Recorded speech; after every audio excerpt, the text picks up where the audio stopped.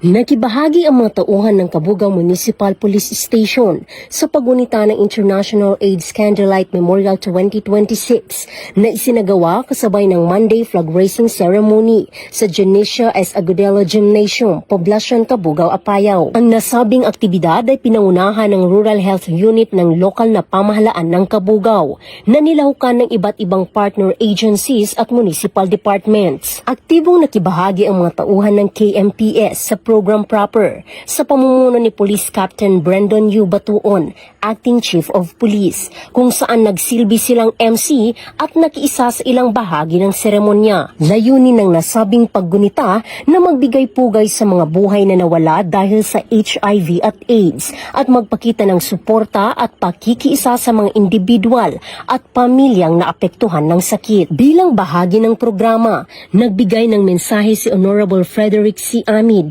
Municipal Vice Mayor ng Kabugao, kung saan binigyang diin niya ang kalagahan ng pagkakaisa at kolektibong responsibilidad sa HIV at AIDS awareness, testing, treatment at prevention sa komunidad. Samantala, nagbahagi naman si Dr. PJ Ukong, Municipal Health Officer, ng mahalagang impormasyon tungkol sa ABCDEs of HIV prevention at hinikayat ang publiko na patuloy na pangalagaan ang kanilang kalusugan. Naging sentro ng programa ang candle lighting ceremony bilang simbolo ng pag-alaala, pag-asa at pakikiisa sa laban kontra HIV at AIDS, kung saan nakiisa sa pag-iilaw ng kandila ang lahat ng kalahok, kabilang ang matauhan ng PNP Kabugao. Patuloy ang Apayao PNP sa ilalim ng pamumuno ni Police Colonel Brigel B. Santa Maria, Provincial Director ng Apayao Police Provincial Office, sa aktibong pagsuporta sa mga programang pangkalusugan at advokasiyang nagtataguyod ng mulat,